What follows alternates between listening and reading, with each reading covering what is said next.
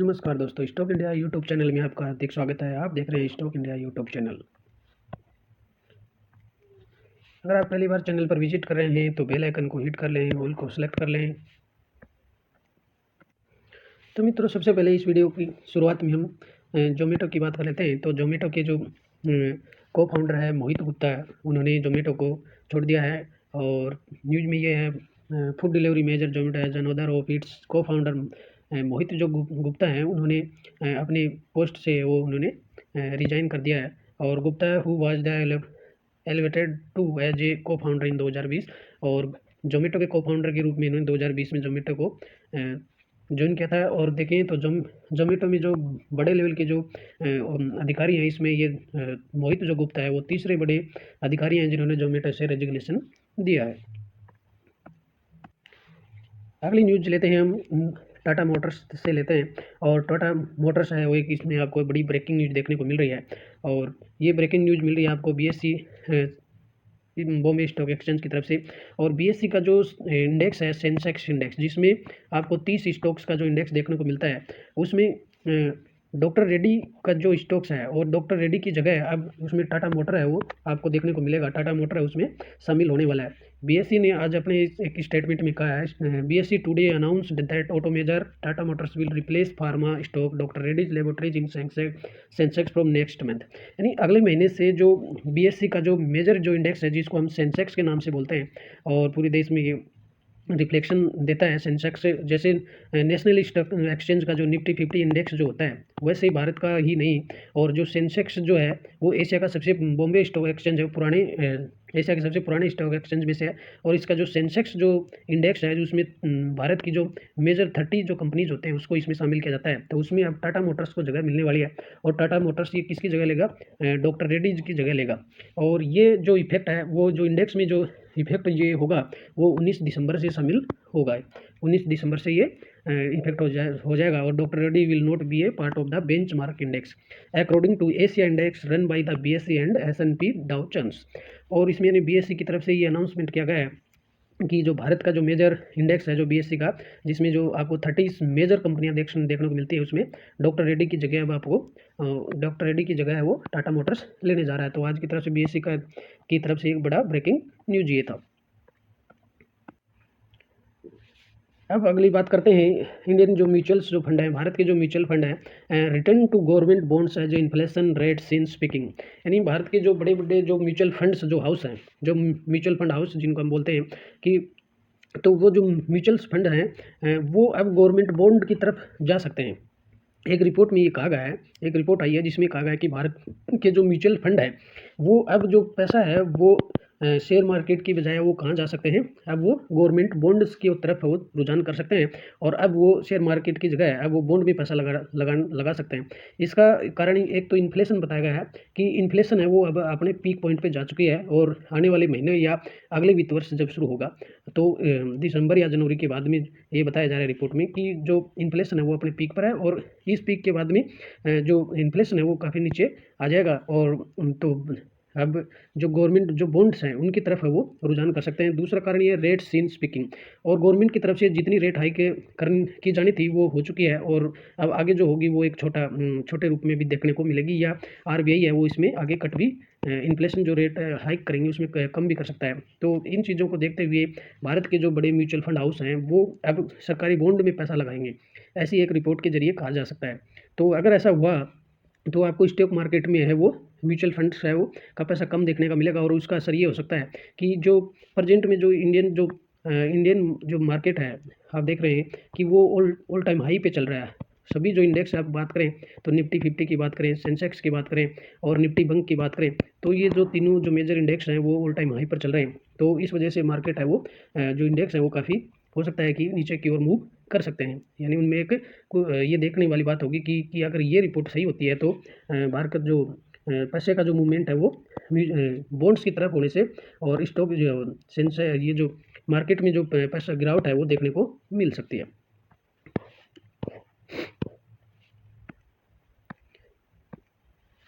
Market is expecting inflation to have peaked and slow into to 20 and 23। यानी ये कहा गया है कि मार्केट ये मान रहा है कि इन्फ्लेशन का जो है वो इन्फ्लेशन वो अपने पीक पॉइंट पर चली गई है और अब ये 2023 के प्रारंभ में स्लो डाउन में होगी। तो while growth and headwinds have picked up into 20 and 23 और specially in the western world, sad Vikram Chopra A fund manager with DSP investment managers. यानी ये जो डीएसपी इन्वेस्टमेंट मैनेजर्स के विक्रम चोपड़ा है जो फंड मैनेजर है, इन्होंने एक स्टेटमेंट में ऐसा कहा है। अब हम बात कर लेते हैं रिन्यूएबल एनर्जी सेक्टर की। और रिन्यूएबल एनर्जी जो सेक्टर है एक भविष्य का ये सेक्टर है और इसमें आप यूँ कह सकते हैं कि भविष्य के लिए आप इस सेक्टर में आप इन्वेस्टमेंट कर सकते हैं। तो आगे जो भविष्य है वो रिन्यूएबल ग्रीन एनर्जी का आने वाला है। तो भारत की जो फाइनेंस मिनिस्टर है Miss Sitharaman urges AIIB to invest in renewable energy in India. यानी भारत की जो फाइनेंस मिनिस्टर हैं सीतारमण जी, तो उन्होंने अपने एक स्टेटमेंट में ये कहा है, आज का ही है इनका एक statement. Finance minister Nirmala Sitharaman on Friday urge the Asian infrastructure investment bank.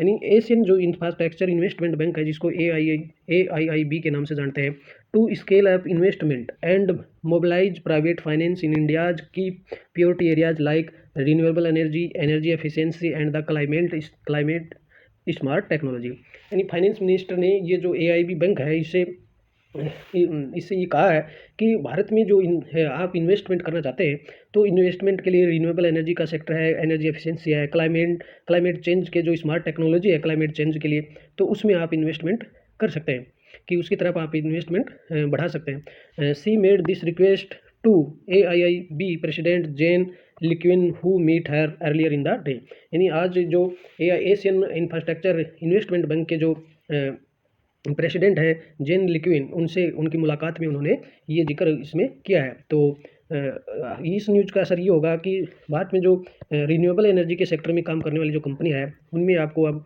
अगर ये इनका जो है AIB जो है एशियन इंफ्रास्ट्रक्चर इन्वेस्टमेंट बैंक है, इनकी बात पर गौर करता है तो रिन्यूएबल एनर्जी का जो सेक्टर है उसमें काफ़ी इन्वेस्टमेंट देखने को आगे मिल सकता है। तो एनर्जी के जो सेक्टर हैं, एनर्जी की जो कंपनियां हैं, स्टॉक्स हैं, उन पे आप इन पे नज़र बनाए रख सकते हैं कि कौन सी कंपनी में एनर्जी की जो है इन्वेस्टमेंट का फ्लो आ सकता है। तो आप जो एनर्जी के रिन्यूएबल एनर्जी के सेक्टर में जो मेजर जो कंपनियां हैं उनके स्टॉक्स पर आप नज़र रख सकते हैं। अब बात कर लेते हैं भारत के टाटा ग्रुप की। और टाटा ग्रुप एक अपने आप में इतना बड़ा ग्रुप है, इतनी कंपनियां हैं जिन पे वॉच करना बहुत ही बड़ा मुश्किल काम है। और इनकी जो न्यूज़ चल रही है टाटा ग्रुप से कि Tata group plans to merge all its airline brands into Air India. कि ये तो हम सब जानते हैं कि एयर इंडिया जो पहले एक सरकारी कंपनी हुआ करती थी, एयर इंडिया जो पहले एक सरकारी कंपनी थी, और इसका जो होल्ड है वो किसने कर लिया है? टाटा ग्रुप ने कर लिया है। अब जो एयर इंडिया पर का जो होल्ड है वो अब टाटा ग्रुप का होल्ड है। तो टाटा ग्रुप के पास और भी एयर सेक्टर में काम करने वाली कई कंपनियां हैं टाटा ग्रुप के पास। तो टाटा ग्रुप ये प्लान कर रहा है कि एयरलाइन की जितने भी जो ब्रांड्स हैं इसके पास वो उन सभी का वो मर्ज कर दिया जाए। और मर्ज किस में होगा? एयर इंडिया में होने जा रहा है ये मर्ज। और ये आज की ही न्यूज़ है। India's largest conglomerate Tata Group recently announced its plan to integrate the 4 airline brands। यानी टाटा जो ग्रुप है उसके एयरलाइन सेक्टर के उसके पास 4 ब्रांड है। एक तो होगा एयर इंडिया है, विस्तारा है, एयर इंडिया एक्सप्रेस है और एयर एशिया इंडिया। तो ये जो 4 कंपनियां हैं, एयर इंडिया और 2 विस्तारा, तीसरा एयर इंडिया एक्सप्रेस और एयर एशिया इंडिया, तो इन सभी चारों जो कंपनियां हैं टाटा ग्रुप की, इन सभी का जो मर्ज है वो एयर इंडिया में करने का विचार चल रहा है। और यानी ऐसा विचार है वो टाटा ग्रुप कर रहा है अंडर एयर इंडिया लिमिटेड। और ये सभी किस में आएंगी? एयर इंडिया के अधीन इनको लाने का काम चल रहा है। In addition to that it is also considering scrapping the Vistara brand. और जो विस्तारा जो ब्रांड है उसकी भी स्क्रैपिंग की बात चले, which is Singapore Airlines local affiliate in India. तो बात करें अगर विस्तारा की बात करें तो Vistara brand is a joint venture between Tata Sons and the Singapore Airlines. यानी जो विस्तारा ब्रांड है, जो विस्तारा है वो टाटा ग्रुप का जो टाटा सन्स के पास, टाटा सन्स और सिंगापुर एयरलाइंस का एक जॉइंट वेंचर है, जॉइंट कंपनी है इनकी। तो इसके भी विस्तारा की भी बात चल रही है कि इसका भी एयर इंडिया में इसका मर्ज कर दिया जाए। The international airline is in the process of evaluating the size of the stake it should hold in the new combined entity. As per the merger plan earlier reported by the Indian Express in September, the merger process is set to begin with the consolidation of the Air Asia India into Air India Express. The merger is likely to be completed within the next 12 month. और जो ये merger है वो अगले 12 महीने में इसको complete कर लिया जाएगा. After this the conglomerate will look into the air India Vistara merger. और उसके बाद में इनका एयर इंडिया और विस्तारा का मर्जर होगा. इंडियन एक्सप्रेस और इनका ये समाचार इसमें बना था. तो कुल मिलाकर के न्यूज़ ये है कि ये जो टाटा ग्रुप है, टाटा ग्रुप के पास और जो एयरलाइन सेक्टर के हैं कुल 4 कंपनियां हैं और इन चारों का है वो मर्जर है वो किस में हो जाएगा, एयर इंडिया में होने जा रहा है.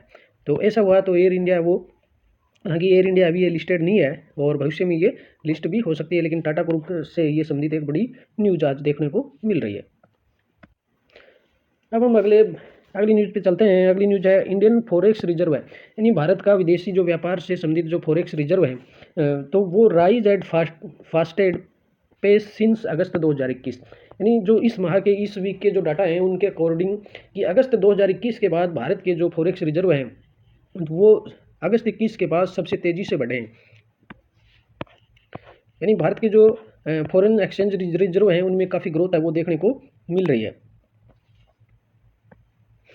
India's foreign exchange reserve rose and 544 billion in the week through November 11. यानी जो 11 नवंबर का जो वीक का जो एंड हुआ है उसमें भारत का जो एक्सचेंज रिजर्व है वो 544 बिलियन के आसपास पहुंच गया है और making their biggest weekly jump in more than ये ईयर. और पिछले एक साल में ये जो वीकली है ये इस वीक में सबसे बड़ी वीकली जंप है. The reserve bank of India weekly statics supplement should on Friday. यानी शुक्रवार को जब RBI के द्वारा ये जो वीकली बुलेटिन दिए गए हैं उस वीकली बुलेटिन में ये RBI ने बताया है कि भारत के जो फॉरेक्स रिजर्व हैं वो इस वीकेंड में और अब तक के सबसे बड़ी छलांग है ये.